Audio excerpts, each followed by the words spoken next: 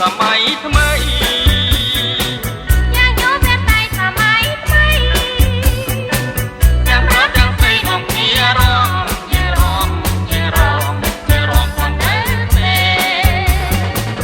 រដូវការីកមកដល់ហើយរដូវការីកមកដល់ហើយ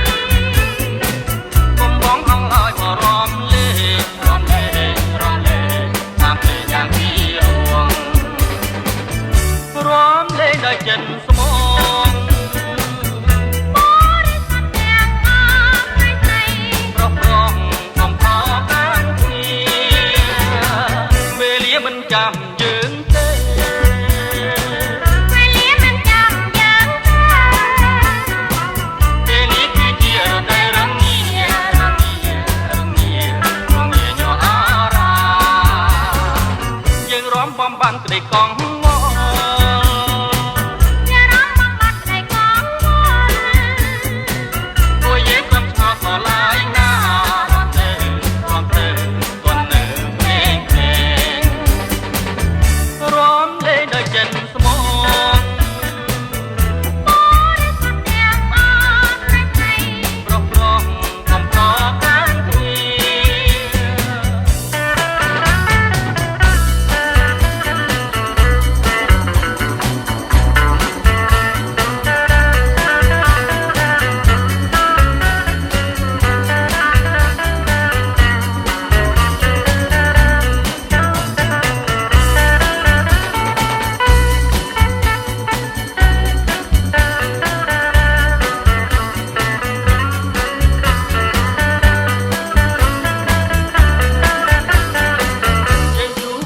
សម័យថ្មី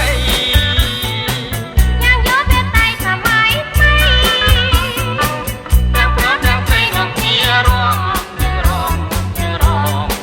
ផងនៅទេរដូវការីកមកដល់ហើយរដូវការីកមកដល់ហើយកុំបងអងឡើយមករំលេងតាមពេលយ៉ាងពីរួងរំលេងដោយចិនស្មងបរិសុទ្ធទាំងអស់ថ្ងៃ ប្រព្រំកំផកានគ្នាវេលាមិនចាំយើងទេវេលាមិនចាំយើងទេ